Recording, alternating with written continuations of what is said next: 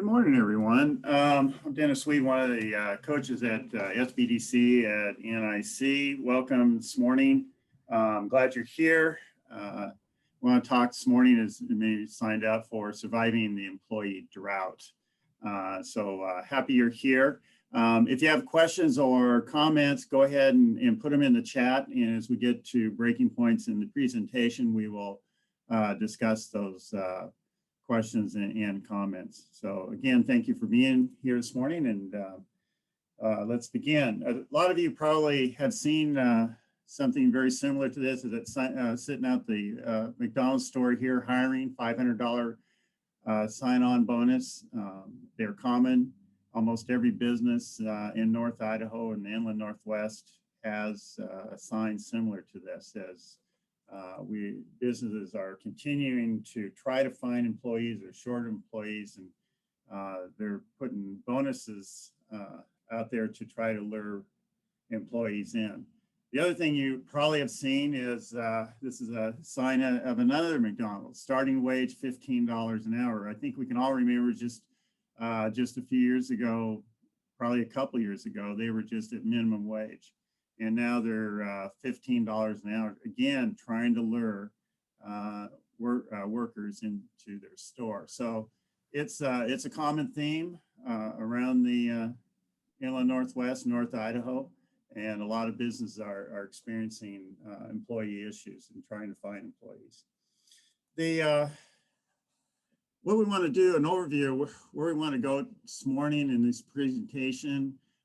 First, we want to look at what is the unemployment right now in North Idaho, and where is it? How does it compare to the past 3 years? And we want to look at that and through the pandemic, where it was and coming out of the pandemic. We want to look at the demographics of the labor pool. What makes up our labor pool in North Idaho? So we'll go through that, and then we'll discuss hiring salary versus hourly. It's actually different how you go after a salary person, how you go after an hourly person, and how you find them. It's really two different methods of going after those types of employees, whether they're hourly versus salary. So we'll talk about that.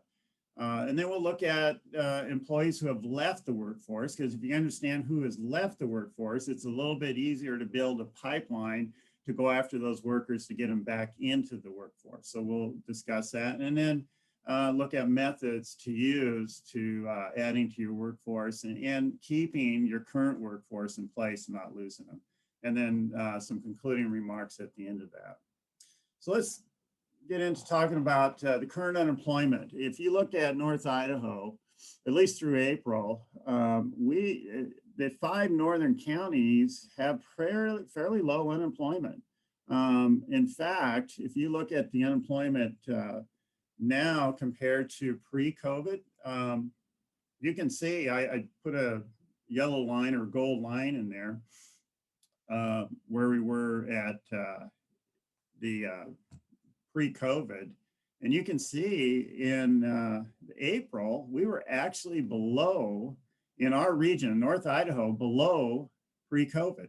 So we actually have lower unemployment than we did going into COVID. And so that's amazing that we've come a long ways, not only from our V, as you can see, the V of the unemployment, and came back down. We actually have really fairly low unemployment right now throughout our region. The interesting thing about that, if you look at this chart and you see where we were compared to the labor force in our employment, it was very narrow before COVID. And then we had the V shape and B, COVID. And then coming out of COVID, we're really back. If you look at the employment to the labor force, it's pretty narrow band again, pretty much CNA match up. What is interesting about this chart is the labor force over the last 4 or 5 months has not been going up. It flatlines.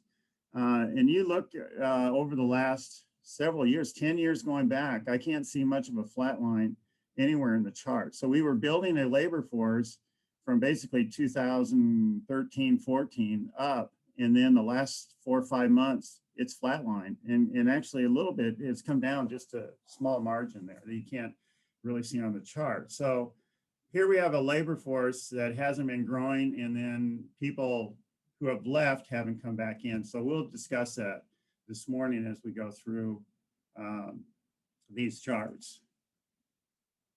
So if you look at just North Idaho, and I looked at the demographics of the northern counties, and it's very similar. The amount of 18 and under is anywhere from 20 to 22% in between the 5 northern counties. It doesn't change much from county to county, and neither does the 65 and over. It's basically a 18 to 22%, depending on what county you're in. So again, that's about 40% of our workforce, or our people that aren't really in the workforce.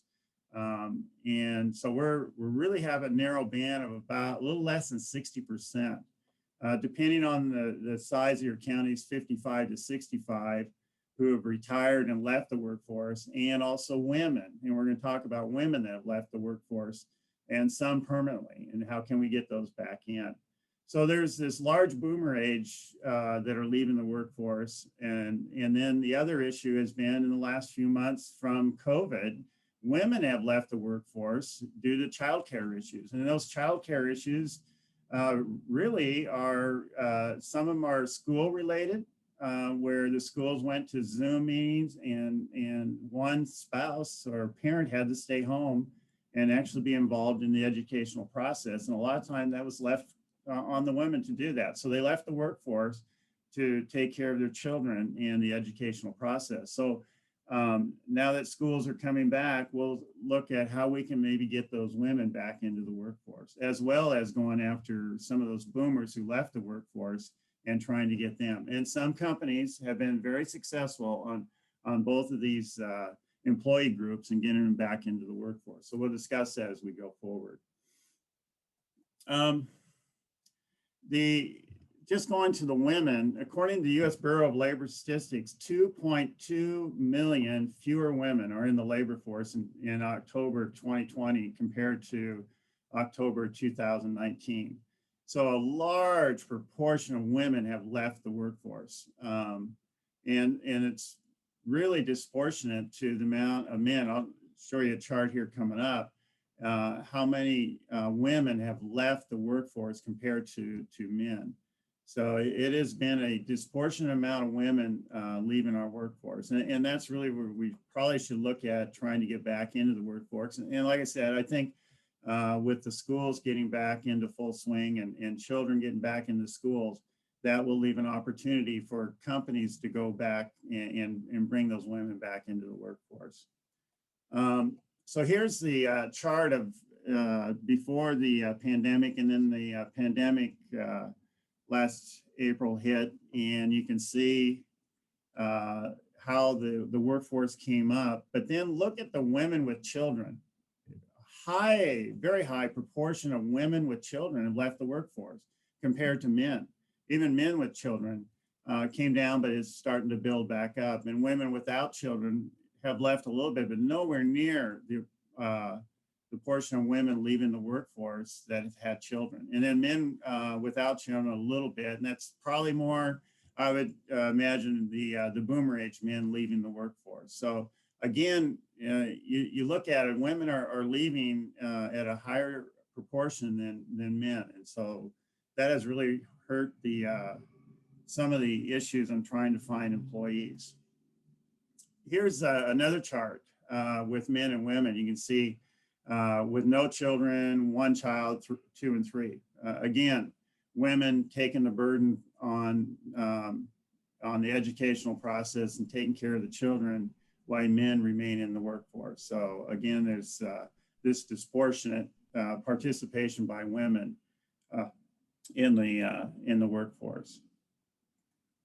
So what can we do to let's look at how can we bring women back into the workforce. One is companies can look at teaming up with maybe a child care provider and providing either some kind of stipend for childcare, where women can leave their kids and not have to take the family doesn't have to take a lot of the burden for childcare. The other is increasing pay for women, especially if there's a job that's they're doing similar to men, that there's equal pay to men in that job. Child care subsidies for both parents should be a norm. Don't look at it as a job perk. I would start looking at, if you can afford as a company, to start adding stipends or some kind of part of their job per child care subsidies. I think that's the best way to go to try to get women back into the workforce. And then provide the flexibility for working parents. That's going to be extremely important for attracting and retaining not only your talent, but also providing an avenue for women to say, hey, I can go back into the workforce. I've got some of my childcare paid for, and I've got the flexibility if one child's sick or has an issue at school or something, I have the flexibility to take off and take care of that issue. So look at, especially for the women coming back, I think flexibility is going to be a key part. Not only for women, we'll talk about that as well, in getting the boomers back into the workforce that still have something to give to employers. So and I think any employer, if you're gonna, for future economic success, you're gonna have to look at how do you bring back the women and retain them. And some of these things that we talked about here up above, flexibility, childcare, stipends or subsidies for it, are going to be key to keeping women. Maybe I'll stop at this point. Is there any questions or comments in the chat?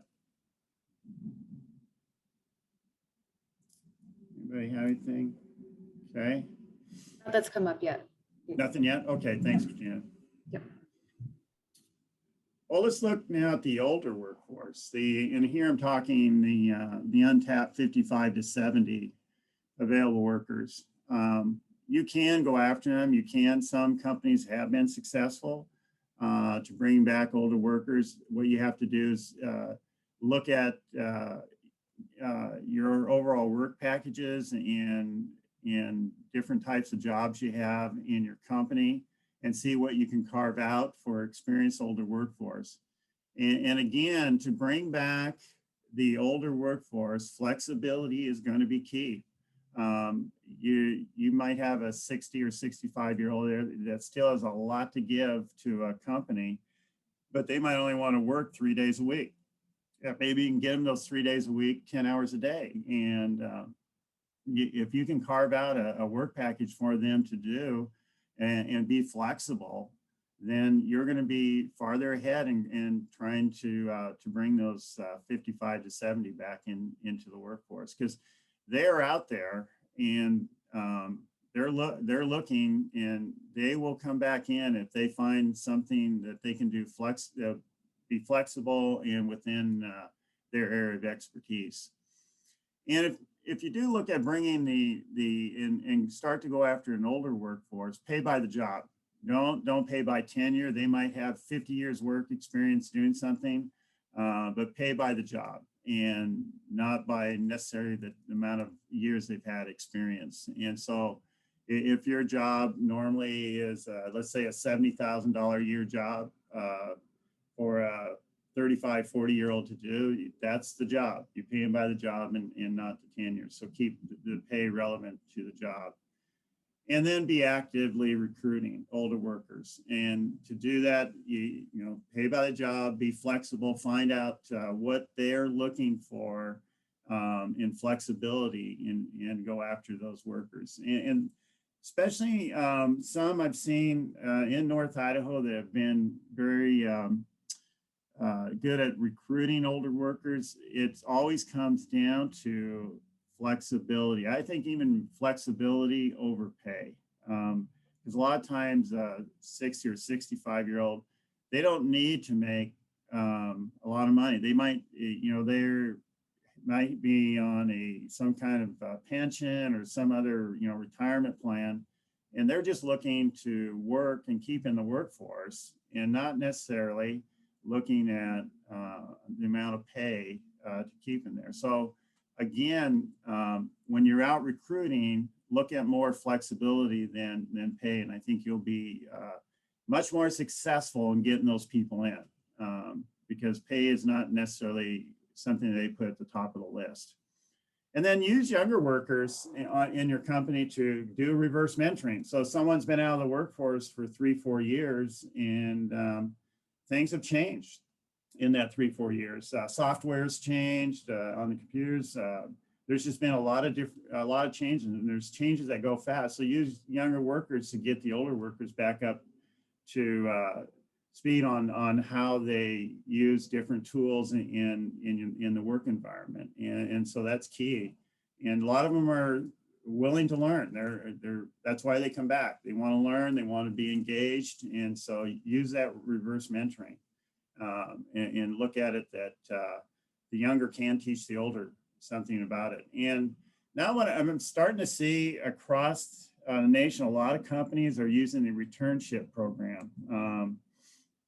I've seen Boeing come out with returnship programs. I've seen some other companies come out with returnship programs that are hurting for employees. And if you're a smaller company, you probably don't have a returnship program because you don't have a lot of employees that left. You use some of the things we just talked about above. But if you've been around a while and you're a larger company, look at a returnship program for your older workers. And I would reach out to workers who have retired and see if they want to come back and help and be flexible with their time. And so that's the first thing I would do is look at any older workers who have left in the last 2-3 years and reach out with them by email and say, hey, would you be willing to come back and give us a couple of days a week or 3 days a week? And you might be successful in doing that. And so look at different pipelines. There's a individual I was talking to up here in Boundary County, and he retired from the government, and some private company went out and snatched him up, and they were flexible with his time. And he was an absolutely great worker. He has a lot of knowledge, and they gained a valuable employee. They gained his experience. They gained his knowledge just by being flexible. So look at where retired workers are, where they're leaving, where they're living, and start to look at that and get a pipeline in place of how to go after them and where you can bring them back into the workforce. Okay, let's next look at hiring. I'm going to talk about hiring hourly and then salary employees. I'll stop right there. Anything in the chat? Anybody in comments or questions? Well, Dennis, Tracy just commented that just to reaffirm that this is perfect for boomers, the information you presented. Yeah, that really resonates with her and others out there. So thank you. Thank you, Tracy.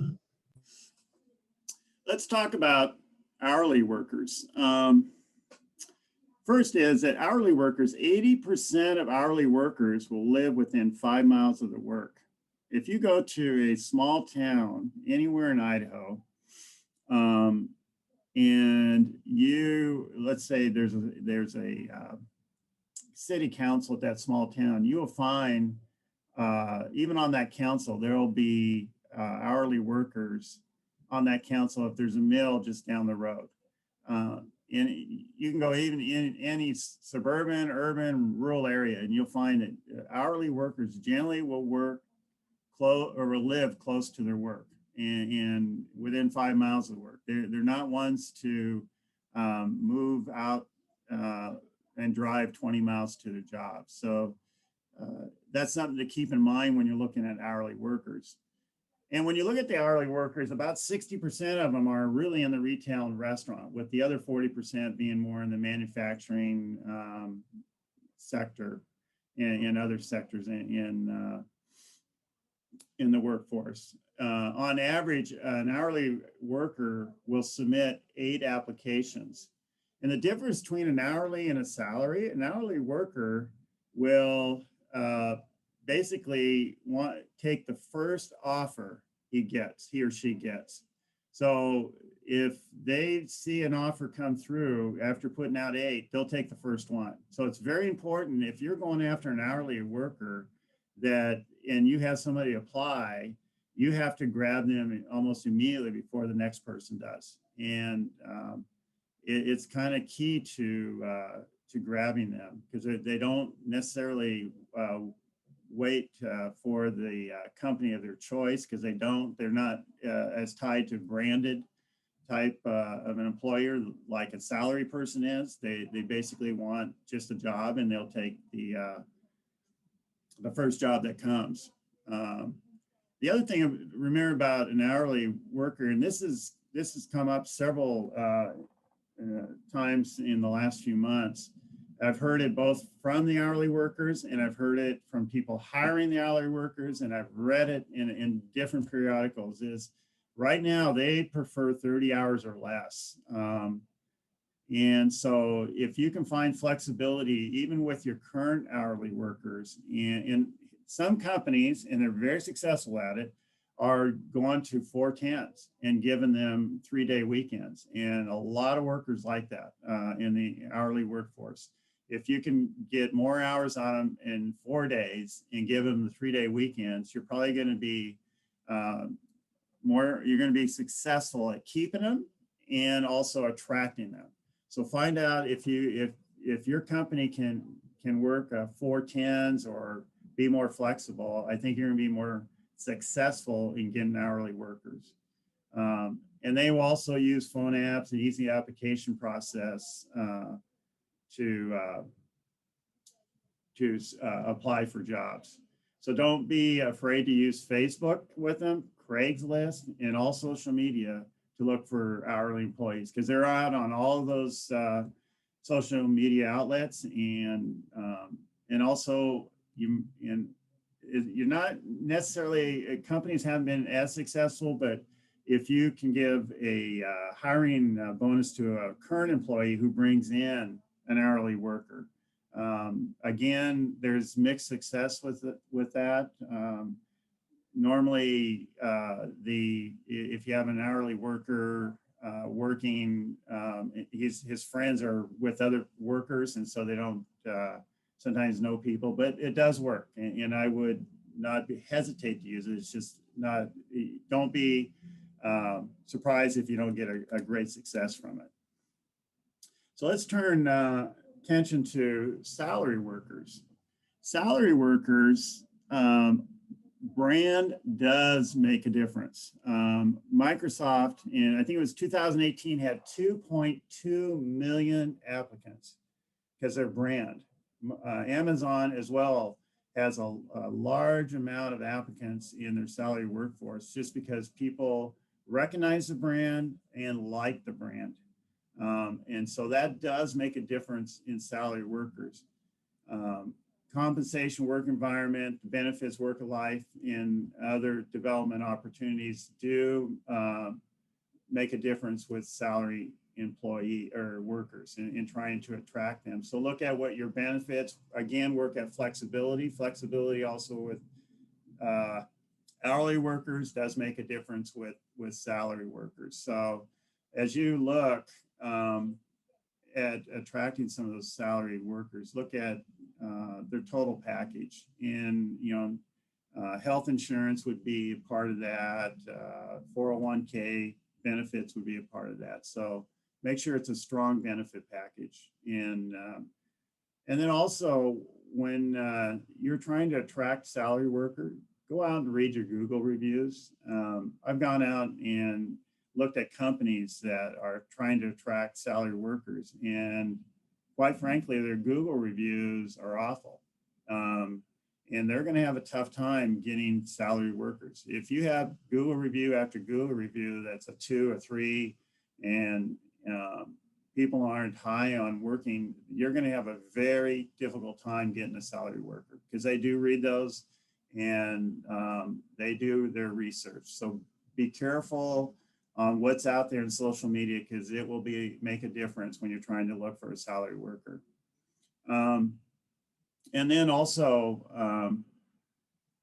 the other thing is when you're hiring from out of town, and this goes to our rural communities, and you're trying to get a person that has, let's say, you're developing some kind of chemical, and you need a chemical engineer, and they have a spouse that is also maybe is a salary worker and educated.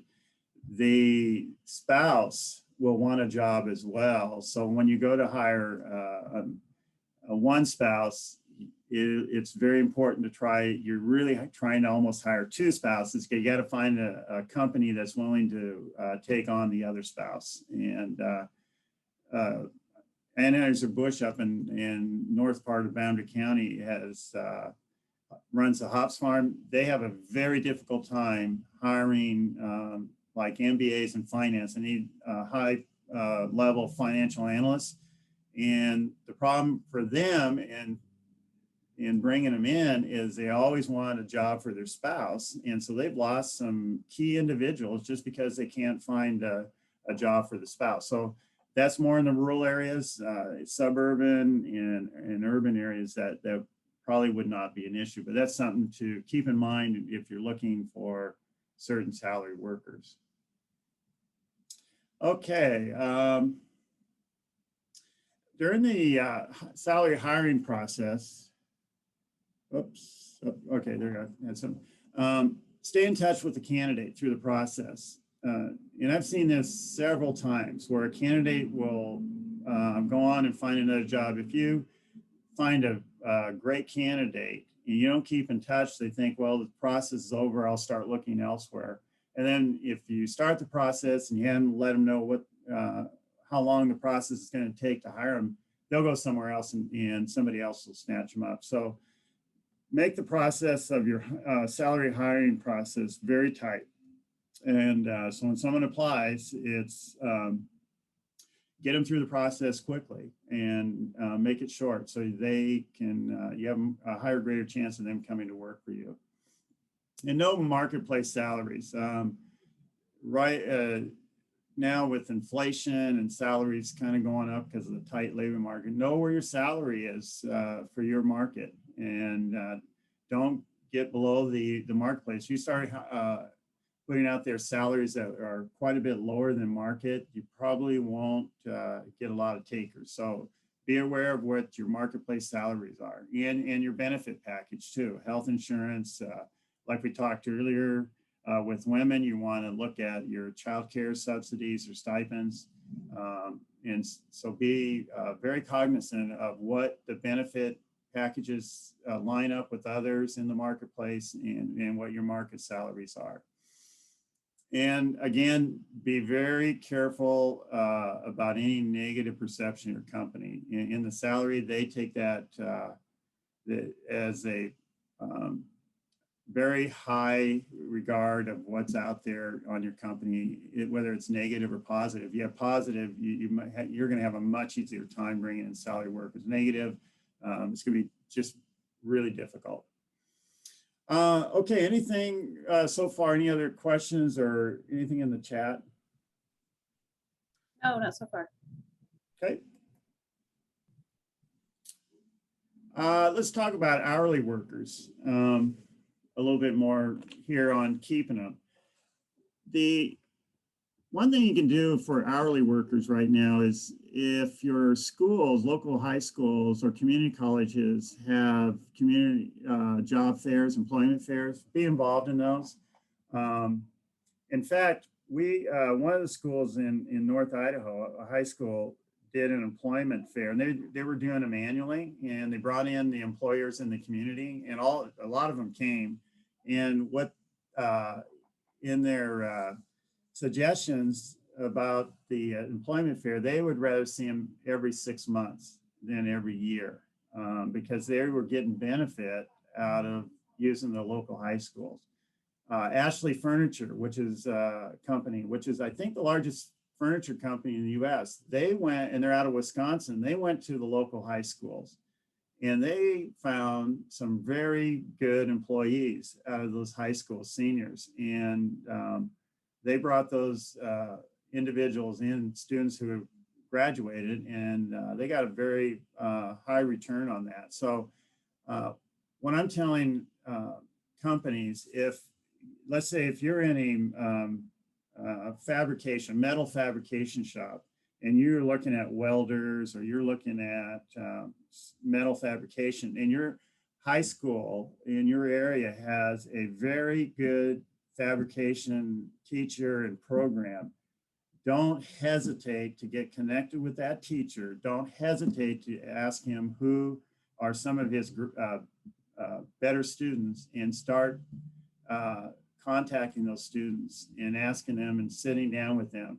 Had a company that did that, looked at a program in a school that matched up with their company and the skill sets, and they hired a student, and it turned out to be their best employee in their company just by going to the high school and getting involved with the program. So look at your high schools, look at your community colleges, and ask if they have programs that match up with the skill sets you need in your company, and start to get to know those students. And after they graduate, bring them into your company.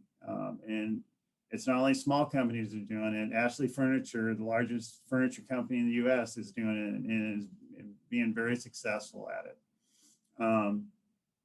And then don't wait to find other pipelines. Local schools, community colleges are pipelines. There might be other areas in your community that have workers that match up with your skill set that aren't working, and start developing those pipelines. Because even if you have full employment now, you want a pipeline in place if an employee leaves, that you can bring in a skilled worker to replace them. So I highly recommend finding a pipeline that works for you, whether it's in a high school or community college or somewhere else, and continue to develop that pipeline. Don't leave it sit and unattended, but keep working it. And so that will keep your workflow, if someone leaves, come and keep it up to full amount of employment. We already talked about using social media and then revamping jobs for the older workforce and for women leaving the workforce. The other thing I would do for keeping employees, find ways to either give them bonuses for, let's say, doing a great job, or let's say efficiency, or just finding an employee that maybe develops a new method that cuts out a lot of costs. You give him a bonus for the month. I have one client I'm working with is taking his whole group to the Caribbean next year. And so he's paid a full paid trip for all of his employees. They're going to shut down for 3-4 days, and he's taking them all to the Caribbean. And you know what? He hasn't lost an employee for the last 18 months. And then he continues to give performance bonuses and so forth. And his efficiency in his product line is through the roof, just because he's doing those things. So look at avenues to keep your employees, whether it's giving some bonuses for work or trips away. All of those will keep a workforce in place, and they'll be happy, and they'll give you 10 times the return of what you pay to take them on a 4-day or 5-day trip somewhere with their family. So all those things I can't stress enough to continue to do with your hourly and your salary workers, just to keep them. Okay, let's look at and concluding remarks here. Labor shortage. No one knows for sure when it's going to end. It's gone on for a while. Some of the things we just talked about, I think, are helpful in finding employees and then also keeping them. In Idaho, anyway, the federal unemployment checks have ended. So, and I don't think it had any effect really on our labor pool. It might a little in some areas. It depends from area to area, but I think there's not a great effect there, at least in Idaho. Companies willing to enable to add workers. who have left the workforce voluntarily will benefit if they can get work packages, especially that can be flexible, like a 3-day work package. And so a older retired worker can have 4 or 5 days off. I think will be successful because they will want to come back and work as long as they have some time to do other things. I think bonuses definitely help in keeping workers, especially their tied to performance. Companies will benefit greatly by bonuses tied to performance and workload. And again, look at child care subsidies for attracting women and flexibility for women, flexible jobs, flexible schedules with the child care. And I think you will be surprised at how well that works with attracting women. And again, develop a pipeline, and not only in this time, but just in general, keep a pipeline open to where you find your best employees, whether it's schools or it could be organizations like steelworkers union. Just look at where the pipeline is for your best employees and just keep working it, whether you're fully employed or not. That's going to go a long ways in times like this. And companies have pipelines that are finding it a little bit easier to keep people and get people. And then if you're looking for salary, be concerned about your brand. Brand makes a big difference. And not only attracting highly qualified employees, but also finding and keeping employees. And that, as we saw, the labor force is shrinking. So, more people are out there looking, and you get a method in place, a pipeline in place, and it'll be easier to get applicants and that aren't in the workforce to apply for jobs. And I think you'll be more successful if you have that pipeline and where to find employees that would benefit your company. And that's it. Any comments or any questions, go ahead and ask them in the chat. Dennis, if you're willing to stay in for a bit, if anybody's got any questions, they can unmute too and just ask them. Yeah, by all means. Good information. Thank you.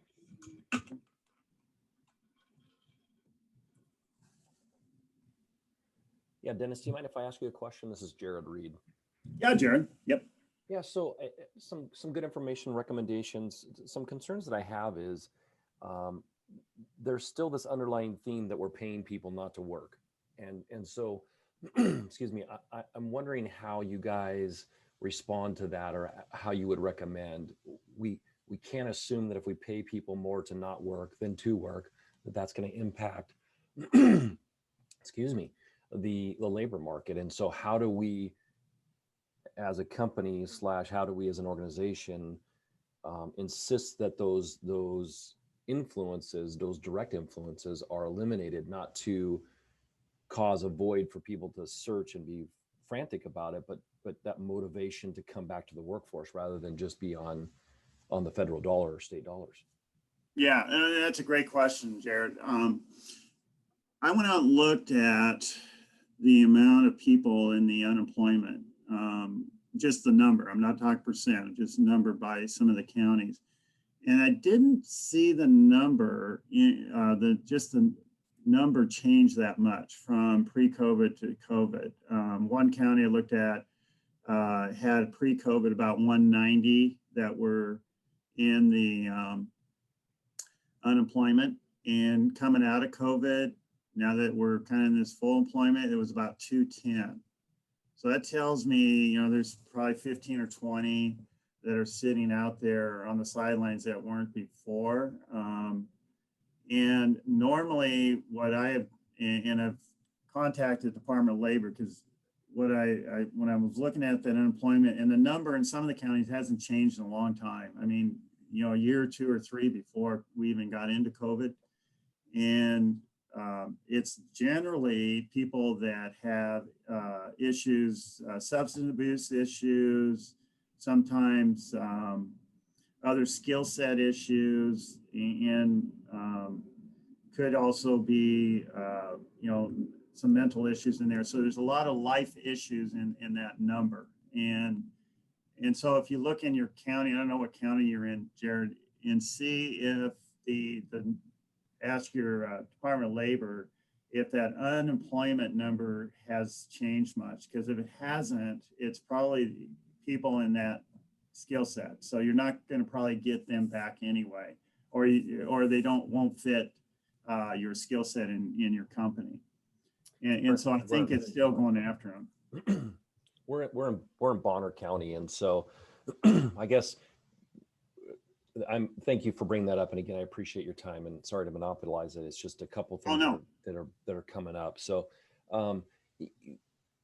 in discussions with folks, and some of this is anecdotal, so I would need to do that research, and I'll get a hold of the Department of Labor and confirm that. But when we look at specifically for our company, which we're a small aerospace company, we're looking for STEM employees, specifically aerospace engineers in different. So our workforce is, as far as their talent level or their educational level, is above what I would call normal or more of a technical degrees.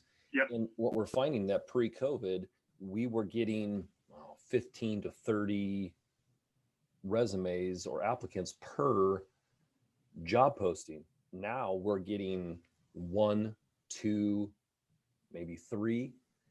And really half of those are international candidates. And some of those we're interested in, but some of them require sponsors, and we're not allowed to based on some contracts that we have.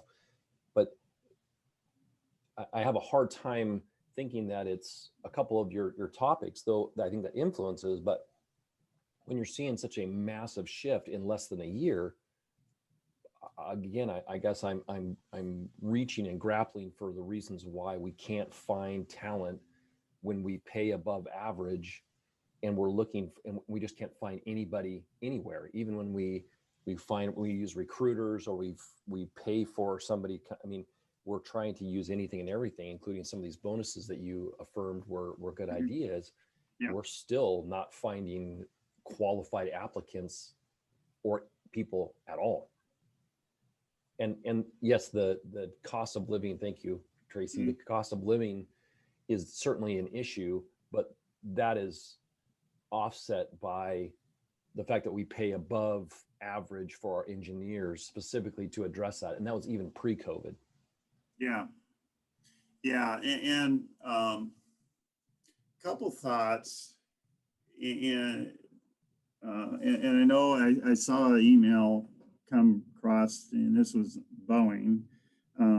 They were going back after the older workforce that left and trying to bring them back. And I don't know if that fits, Jared, because I would think in Bonner County, you're going to have a higher retirement age group.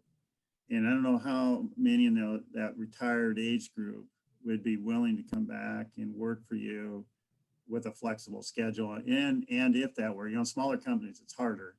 But if that would work for you, to see if you could do a flexible for an older workforce, kind of a returnship type program.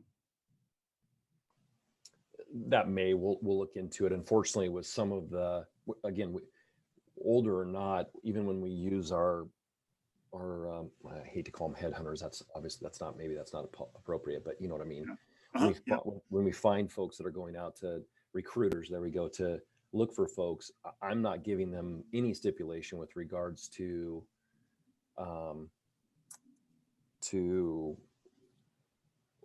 age, but it's more experience driven. And a lot of these companies that we're looking for are specifically require 10, 15, even 20 years experience. And so we're assuming that obviously somebody that's just out of college isn't going to have that experience. We're looking for senior engineers, and we still are not. We have 2 recs, and we've had 0 interests, and those are more entry to 5 level A&P, or your aircraft mechanics. We've had 0 interest. We've had 3 other recs or job openings for people that are 10 plus, and we've had 6 maybe folks interested. And pre-COVID, we would have 30 to 40.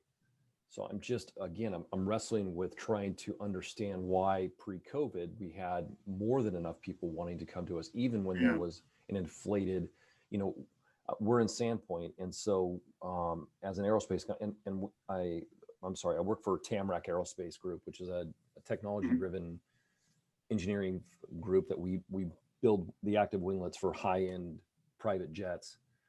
And so as we are looking for people to come on our team, again, pre-COVID, we had a ton of people or a ton of candidates that were interested, and we were basically having to weed out and get to the top 2 or 3. And so it was a good problem. Now, I guess to put it bluntly, we're scraping at the bottom, trying to find somebody that's just, sentient, that's willing to just function and be able to. And that's just not a good brand, as you've mentioned up here for us. We want, high functioning. We want highly motivated. We want highly educated, and people that are interested in turning on the afterburners. Yeah. Yeah. And we do recruiting through the military, and the tech work stuff too. But the problem that we find with us is that in particular, we had 2 people that were post-military or actually in military about ready for separation, and they just chose not to. So for whatever personal reason. So I'm sorry, I've monopolized the time. I appreciate your time. Thank you very much, Dennis. I'll shut up. Okay. Yeah. And don't hesitate to contact me, Jared, if you want to talk to me further on it. Yeah. Dennis, you do have 2 other questions here in the chat. One would be about, Tracy's asked, how does small business handle increased costs and survive with having to pay higher wages? And then Megan's asking about any recommendations on how to go about childcare subsidies. Okay. So the first on the increased cost, with inflation, you're going to have to look at, and we have one of our coaches, Warren Mueller, does value-added pricing and then pricing through inflation, which is another one's coming up here in August. Another one of his sessions, which would be good to take, by the way. In fact, I highly recommend it to everybody on this chat.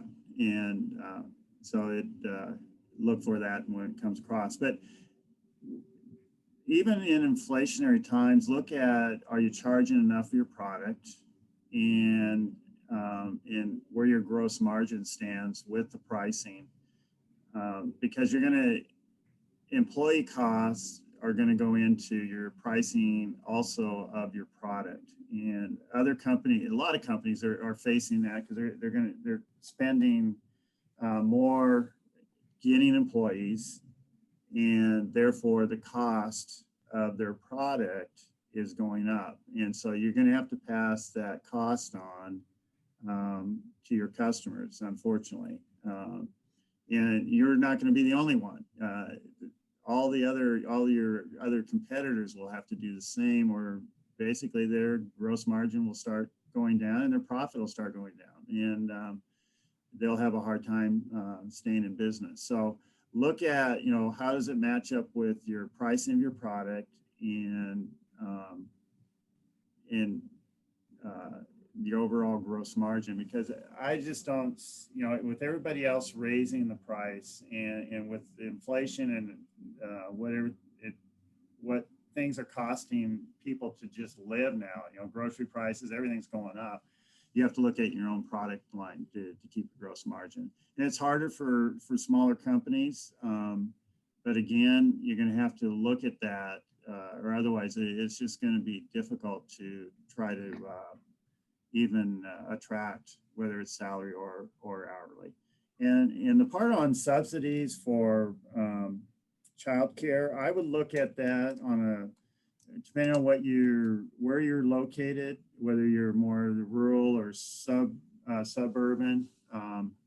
And here's what I would do. I would go to a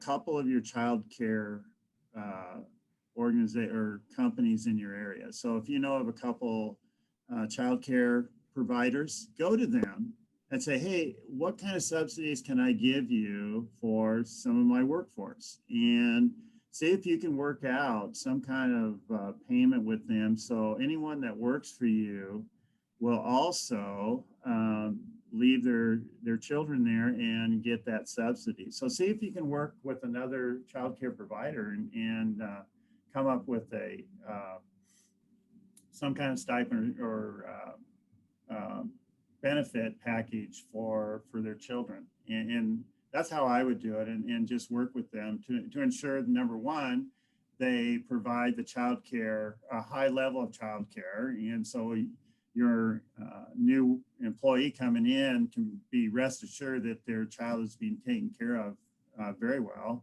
And they're and if they know that and they see that, they're going to be happier to stay with you and to work for you. So that's how I would kind of work that. Thank you, Dennis. And I can go ahead and send that email out to everybody with Warren's upcoming webinar on the pricing. Yeah, that'd be great. I'll send that link to everyone if you're interested in registering for it. Are there any other questions that anybody wants to voice or throw up into the chat here? I actually have one, and I'm a boomer who isn't ready to retire, so that the conversation on that was perfect. And I love working with older people because I think they bring a skill set and a maturity that is lacking. But my question, I don't have children, and how do employees without children respond to, they don't get subsidies that employees with children do get? Is there, have you ever seen resentment in there? I have not in all the years that I've worked around childcare subsidies. It's just a benefit, and let me put it a different way. So when an employee comes in to work for you, and you offer a certain benefit package, some of that package will benefit some employees more than others. Okay, some people will use healthcare at a much higher rate than other employees. Correct.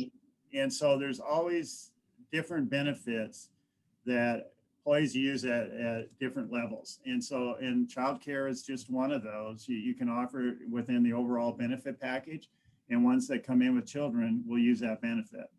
And they might not use another benefit that one without children would use. So that's how I would kind of put it out there for your employees. Say this is just one part of the benefit package, and that's available to everyone. Okay. Are there any other questions that anybody had? Dennis, thanks. That's been some great information. You have a contact information that you want to put up? Yes, I don't have it on the screen. If you want to get, you can contact our office directly as well. yeah, just contact the office and ask, and they both have my email and my phone number. Sure. We're the SBDC office at the North Idaho College campus. So give us a call if you have any questions. Thank you. Thank you. Thank you, Dennis. Thank you, everybody. Really appreciate it for joining us. And if you want the charts, go ahead and contact your business coach, and we'll give it to your coach to hand over to you. So again, thank you so much for attending, and great questions, great discussions. Enjoyed it. And again, don't hesitate to contact the SBDC office and get a hold of me. Thanks again, everybody. Have a great day.